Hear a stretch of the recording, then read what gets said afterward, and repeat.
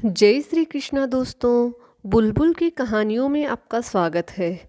मैं आज आपके लिए लेकर आई हूँ आराध्या अर्क जी की लिखी हुई एक पारिवारिक कहानी। दोस्तों, अगर कहानी पसंद आए तो मेरे चैनल को लाइक और सब्सक्राइब ज़रूर करिएगा। मैं ऐसी ही शिक्षाप्रद और पारिवारिक कहानियाँ आपके लिए लेकर आती रहूँगी। बाबूजी, अगर आपको रोटी खानी थी तो आपको पहले बोलना था। हमारे यहाँ ऐसा नहीं होता कि जब जिसका जो जी चाहा खा लिया। गिन कर बनती है रोटियाँ। ऐसा नहीं कि आप जब भी बोल देंगे तो रोटी तैयार मिलेगी। अब लीजिए मेरे हिस्से की रोटी। आज मैं किसी तरह चावल खा लूँगी और क्या। बोलकर तमक कर उठी अंजना और दो रोटियां अशोक जी की प्लेट में बड़ी ही अपेक्षा से रखी और खुद चावल वाले डोंगे से चावल निकालकर अपने प्लेट में रखने लगी। अशोक जी अपनी बहू का यह रूप देखकर एकदम अवाक रह गए। उन्हें इस अपमान की तो सपने में भी उम्मीद नहीं थी। रंजना का ऐसा दुर्व्यवहार देखकर चौंक तो रमा जी भी गई थी, पर उनसे पति का अपमान बर्दाश्त नहीं हुआ, इसलिए बोल पड़ी, बहू, तुमने अपने हिस्से की रोटी क्यों दे दी? तुम मुझसे ले लो रोटी। रहने दीजिए माँ जी, ऐसा ही था तो पहले क्यों नहीं दे दी खुद की रोटियाँ? आप दोनों एक जैसे हैं। अब चलिए खाना खाइए और मुझे भी चैन से खाने दीजिए। उन्हें भी कदाचित अपनी बड़ी बहू से यह उम्मीद नहीं थी और वह जानती थी कि यह लड़ाई रोटी को लेकर नहीं है, बल्कि अब बहू बेटा उन्हें बर्दाश्त नहीं कर पा रहे हैं। फिर भी मुन्ना थोड़ा सा तो लिहाज करता ही था, इसलिए दोनों ने इस आशा के साथ अपने बेटे राजीव यानी कि मुन्ना की तरफ देखा, जिससे वह प्यार से मुन्ना कहकर बुलाते थे, कि वह शायद अपनी पत्नी की बात का विरोध करते हुए कहेगा, भला ऐसे कैसे तुम मम्मा और बाबूजी से बात कर रही हो? लेकिन जब उन्होंने देखा उनका बेटा सिर झुकाए चुपचाप रोटी तोड़कर अपने मुंह में रख रहा है, तब वह समझ गए कि अब इस घर में उनका दाना पानी उठ चुका है। अब सम्मान की रोटी यहाँ हरगिज नसीब नहीं होगी। चुपचाप दोनों अपमान के घूंट के साथ किसी तरह रोटी के टुकड़े निगल गए। अशोक जी ने दोबारा सब्जी भी नहीं ली, बस किसी तरह रोटी दाल में भिगोकर निगल गए। अगर जरा सा भी खाना छोड़ देते तो फिर सुनने को मिलता कि खाना बर्बाद कर रहे हैं। इस अपमान से और बेटे की चुप्पी से रमा जी की आंखों से आंसू इस तरह जा रहे थे कि रोटी कुछ ज़्यादा ही नमकीन लग रही थी, लेकिन उन्होंने भी बिना एक भी आवाज़ के किसी तरह थाली का खाना खत्म किया। खाना खत्म करके दोनों जब अपने कमरे में आए तो कुछ देर तक उनके मुंह से कोई आवाज़ ही नहीं निकल रही थी। उन्हें समझ में नहीं आ रहा था कि क्या बात करें। इतना अपमान और ऐसी बेरुखी उन्हें पहली बार देखने के लिए नहीं मिल रही थी, पर खाने को लेकर इतना अपमान आज से पहले नहीं हुआ था। लगभग पिछले 2 महीने से मुन्ना और बहू उनसे खराब व्यवहार कर रहे थे। बहू तो सास से उलझने का कोई ना कोई बहाना ढूंढती रहती थी। आज रविवार होने की वजह से पूरा परिवार साथ में लंच कर रहा था। मोनू और सोनू पहले ही खाकर टीवी देखने में लग गए थे। वैसे तो दोपहर में अशोक जी आदतन चावल ही खाते, पर आज बहू ने पनीर बनाया था और उन्हें पनीर रोटी के साथ ही अच्छा लगता था। अतः बहू से रोटी मांग बैठे तो यूं लगा जैसे तूफान आ गया हो। बहू का वह रौद्र रूप, वह आंखें तरेर कर हाथ झटकना, सब याद करके अशोक जी और रमा जी किंकर्तव्य विमूढ़ सा महसूस कर रहे थे।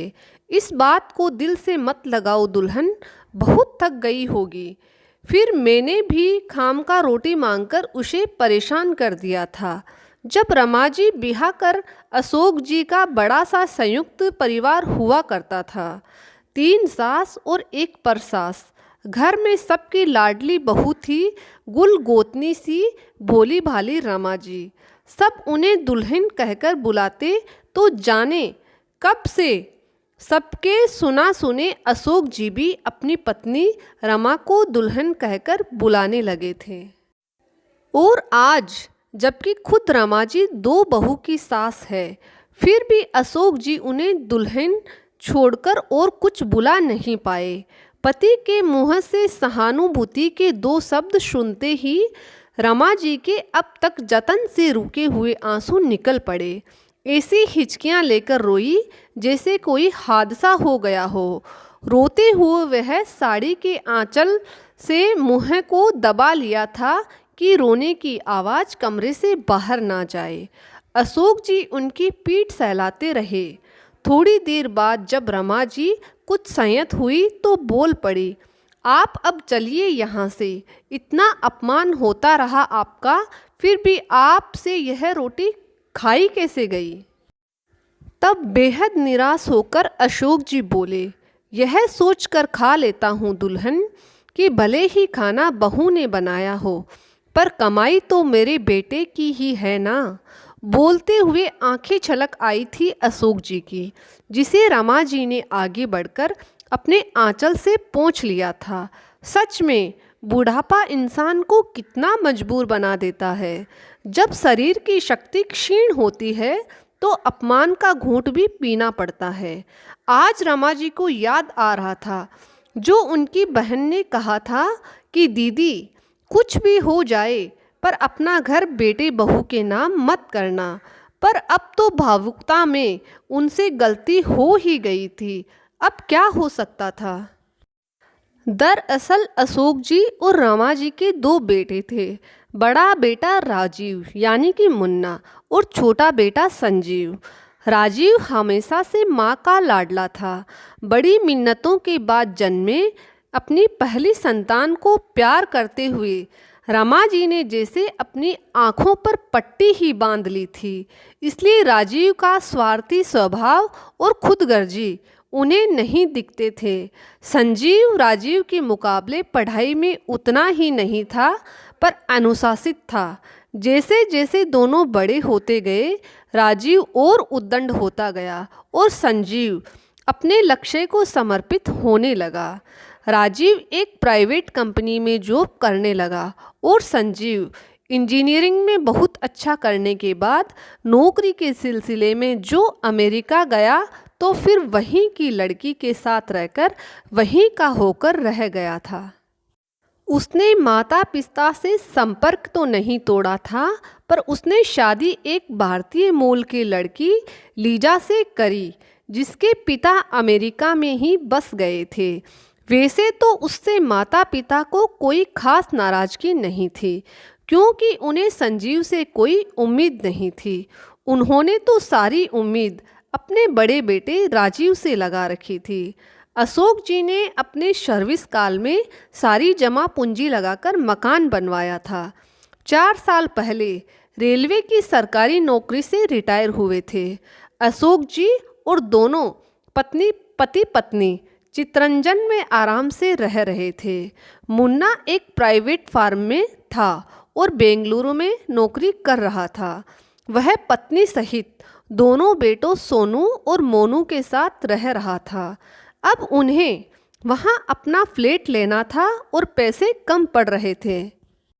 इसके अलावा उसके दिमाग में मकान अकेले हड़पने की योजना भी चल रही थी। छोटे बेटे ने संजीव विदेशी लड़की से शादी कर ली थी, इसलिए माता पिता दोनों उससे नाराज़ तो थे ही। तो इसी का फ़ायदा उठाया राजीव ने। राजीव के सास ससुर भी उसकी कमाई पर पल रहे थे और उनके साथ ही रहते थे। अब अशोक जी और रमा जी के आ जाने से उन्हें राजीव ने अलग एक किराए के घर में रखवा दिया था। इसलिए भी रंजना को सास ससुर इतना खटक रहे थे। अब बड़ा सा घर हड़पना था, तो इसके लिए संजीव की हिस्सेदारी घर पर ख़त्म करनी जरूरी थी। राजीव अंजना ने यह कहकर कि संजीव ने तो लीजा से लव मैरिज कर ली है और विदेशों में शादियां तो टिकती नहीं हैं, तो अगर उनका तलाक हुआ और माता पिता ने घर और जायदाद का बंटवारा किया तो एक हिस्सा लीजा को भी मिलेगा और इस तरह मेहनत से बना हुआ घर किसी और के हाथ चला जाएगा। फिर अपनी माँ की भावनाओं को उकसाते हुए मुन्ना बोला, सोचो माँ, जिस घर में आप ठाकुर जी की पूजा करते हो वहाँ विदेशी औरत मांस खाकर अपवित्र कर देगी। सुनकर तिल मिला गई थी रमा जी और किसी तरह अशोक जी को जोर दिलाकर घर राजीव के नाम लिखवा दिया।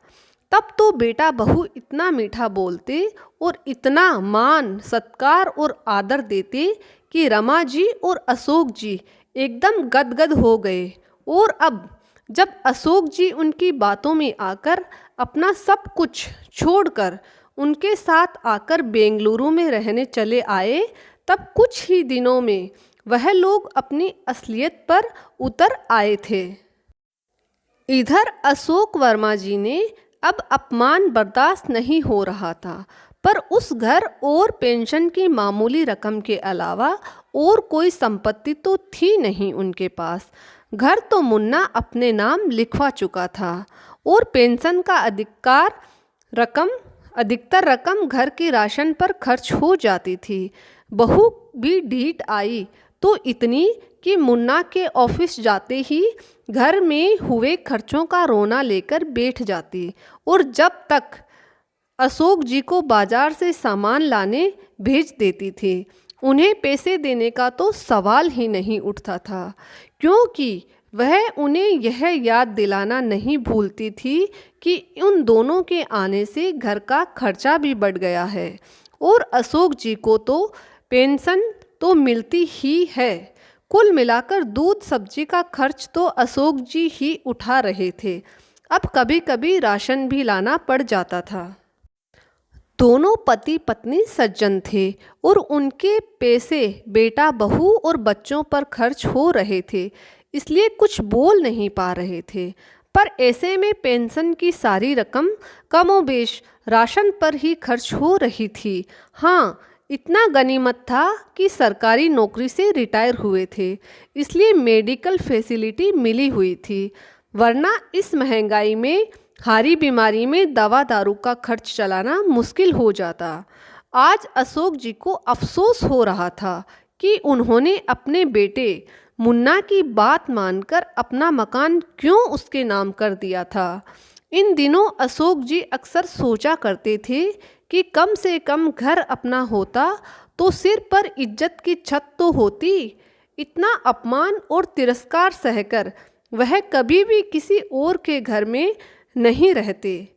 अब जो व्यवहार मुन्ना और वह उनके साथ कर रहे थे तो इस घर और घर के लोगों को अपना तो नहीं ही कहा जा सकता था। आहा, कितना सुंदर हवादार घर था वह। बड़ा सा था, उसकी खूबसूरती को और बढ़ा देता था बचपन में दोनों बच्चे टायर लगाकर बड़े पेड़ से टांग दिया करते और झूल कर खूब खुश होते। समय के साथ लोग फ्लैट में शिफ्ट होने लगे थे, पर अशोक जी को वह हवादार घर बहुत प्रिय था और अब मुन्ना अपने नाम कराकर जल्दी ही किसी थर्ड पार्टी को भी बेच रहा था। कदाचित उसके मन में यह बात आई होगी कि अगर घर किसी को बेचा नहीं तो कल को संजीव उस पर अपना हक जमा सकता है। तब तो इतना प्यार दिखा रहे थे मुन्ना और बहू कि अशोक जी को लगा कि वह कितने खुशकिस्मत हैं जो इन्हें इतने अच्छे बेटा और बहू मिले हैं। लेकिन घर उनके नाम करते ही लगभग 2-3 महीने के अंदर ही दोनों के साथ खराब व्यवहार करना शुरू हो गए थे दोनों बेटा और बहू। सच कहते हैं लोग कि सबसे पहले इंसान अपना रंग बदलता है, गिरगिट तो यूं ही बदनाम है। आज जीवन संध्या में दोनों अपने मन के आंगन को लेकर सोच रहे थे कि अब इसमें उजाला कौन करेगा, पर कहते हैं ना कि हर परेशानी का हल होता है। एक दिन छोटे बेटे संजीव का फ़ोन आया तो दोनों संजोग से पार्क में थे। वह भी बहू को प्राइवेसी देने के लिए दोनों निकल आए थे, क्योंकि उनके रहने से बहू का मुंह हमेशा सूजा हुआ रहता था। तो मुन्ना ने खुद कहा था कि अम्मा बाबूजी, आप लोग हमेशा घर में मत पड़े रहिए, बल्कि कभी कभार बाहर पार्क में घूम आया कीजिए, इससे थोड़ा अंजना को सुकून मिलेगा। वैसे भी दोनों जब घर पर होते थे तो बेटा बहू दोनों की कड़ी नज़र रखते थे कि वह किसी से बात कर रहे हैं तो क्या बात कर रहे हैं। इसलिए जब घर में किसी का फ़ोन आता था तो वह नहीं उठाते थे। आज दोनों पार्क में निकल आए तो खुली हवा में थोड़ी देर अपना अपमान भूल बैठे थे। आखिर सरल हृदय जो थे। आज संजोग अच्छा था जो संजीव का फ़ोन आया और अशोक जी ने सामान्य बातचीत के बाद फ़ोन रमा जी को पकड़ा दिया था। रमा जी ने रोते बिलखते हुए राजीव की सारी कारस्तानी संजीव को बता दी। सुनकर स्तब्ध रह गया संजीव और जल्दी आने का आश्वासन देते हुए बोला, एक खुशखबरी है माँ कि लीजा माँ बनने वाली है। सुनकर दोनों बहुत खुश हुए। संजीव जब आया तो माँ पिताजी की दयनीय हालत देखकर उसे सारी परिस्थिति समझने में देर नहीं लगी। संजीव जान गया था कि यह सब भैया भाभी ने बाबूजी का मकान हड़पने और संजीव का हक मारने के लिए किया है, क्योंकि भैया भाभी का व्यवहार उसके प्रति भी ठीक नहीं था। इसलिए वह उनके घर में भी नहीं ठहरा और होटल में ही रुका रहा। अब आगे की लड़ाई आसान तो बिल्कुल नहीं थी। छोटा बेटा माता पिता की तकलीफ देख नहीं पा रहा था। यहाँ तक कि भैया भाभी के घर अपने माँ पिताजी से ढंग से बात तक करने को तरस गया था। माँ अपनी डबडबाई आंखों और कांपते होठों से बहुत कुछ कहना चाहती थी, पर भाभी हमेशा अपना कान उधर ही लगाए रखती थी। कहीं संजीव माँ पिताजी के कान में तो नहीं भर रहा। इसके अलावा संजीव ने जब यह चाहा कि जिस होटल में वह रुका है माँ पापा को वहाँ ले जाए, उन्हें बाजार घुमा लाए, कुछ शॉपिंग करा दे, तो इसकी अनुमति भी भैया भाभी ने यह कहकर नहीं दी कि अब इनकी उम्र हो गई है, बाहर कुछ खाएंगे पिएंगे तो तबीयत खराब हो जाएगी। हालांकि संजीव और माँ बाबूजी तीनों यह समझ रहे थे कि इस बात में कोई दम नहीं है, बस राजीव और अंजना चाहते हैं कि माँ और पिताजी किसी से बात ना करें। अब संजीव बाहर रहकर रिश्तों की अहमियत अच्छी तरह समझ चुका था और उसे अपने माता पिता के चेहरे पर मुस्कुराहट खिला हुआ देखने का एक ही उपाय समझ में आ रहा था कि किसी तरह उनका वह घर खरीद कर दे दे।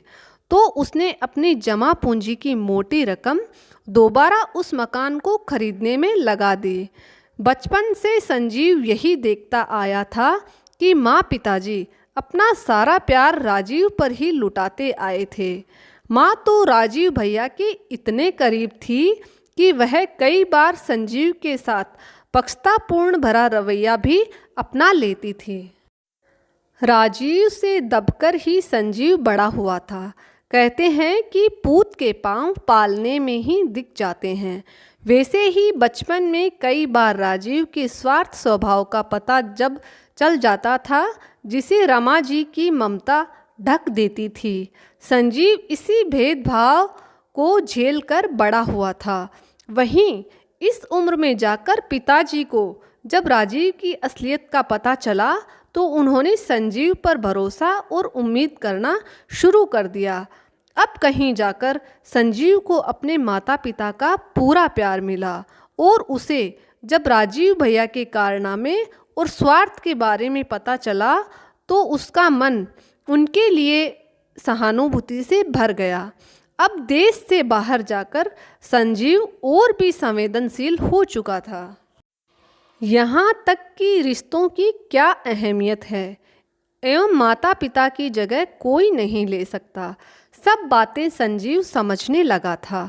इसलिए अशोक जी और हमारे के लिए रमा जी के लिए उनका प्यार और बढ़ गया था। इसलिए उसके लिए अब अपने माता पिता की खुशी से बढ़कर और कुछ नहीं था।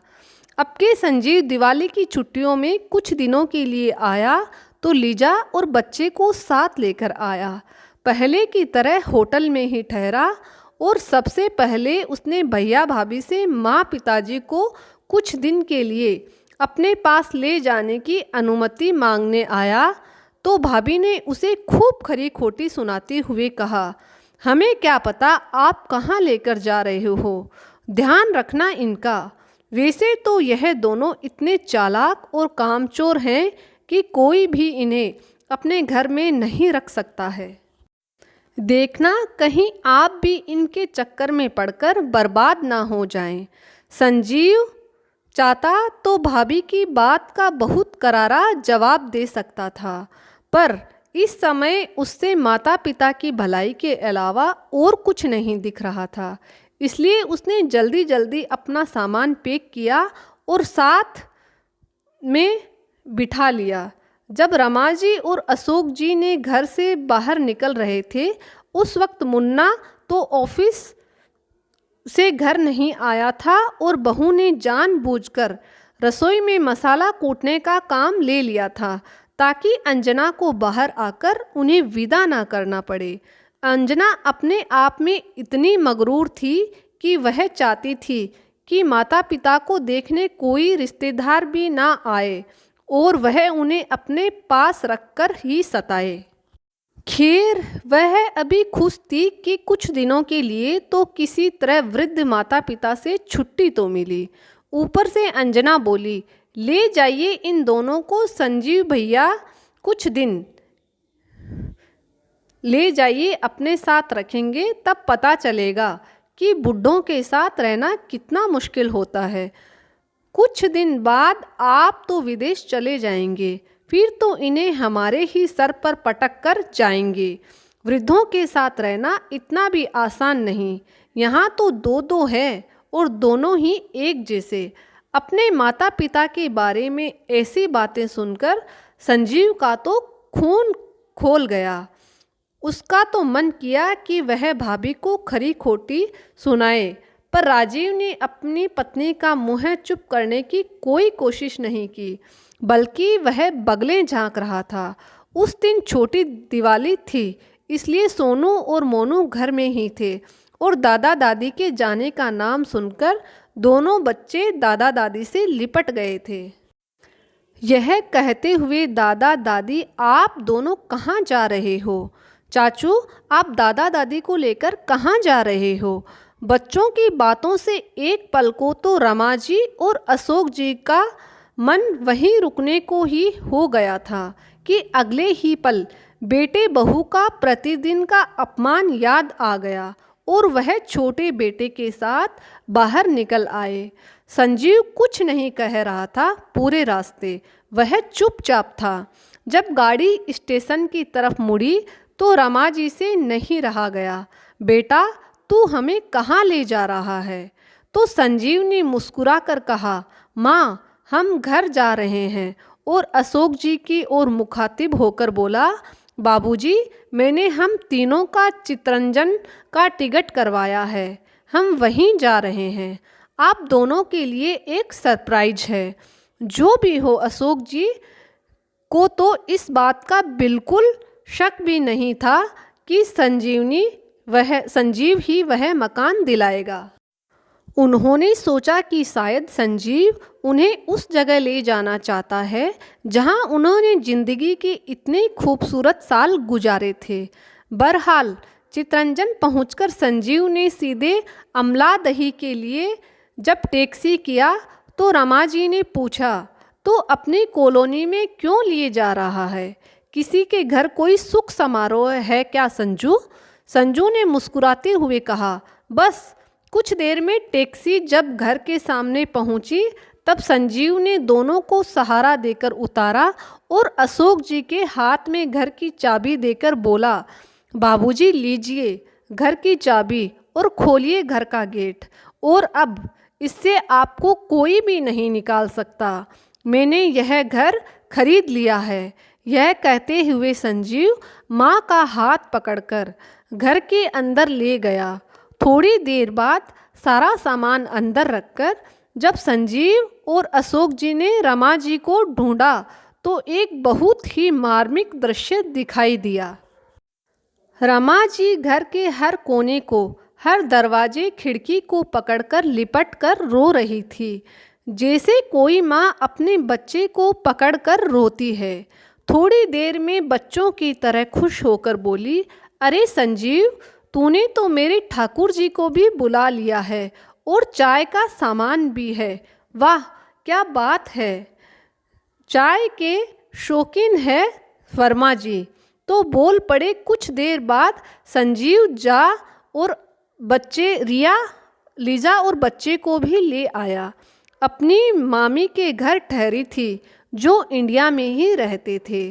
चितरंजन के समीप आसनसोल में ले जाकर मामा का घर था। आज सब इकट्ठे हुए थे और अशोक जी अपनी छोटी बहू और पोती से मिलकर गदगद हो गए थे। और आज घर में जो खाना बना था वह बहुत ही स्वादिष्ट था। उसमें किसी का अपमान तो नहीं छुपा था। और आज रोटी गिनकर नहीं बनी थी, क्योंकि इस घर में कभी भी रोटी गिनकर नहीं बनती थी। एक बेटे ने आगे बढ़कर माँ पिताजी को स्वाभिमान की जिंदगी दी थी। और आज रमा जी और अशोक जी सोच रहे थे कि जैसे सारी उंगलियां बराबर नहीं होती, वैसे ही सारे बच्चों के संस्कार एक जैसे नहीं होते।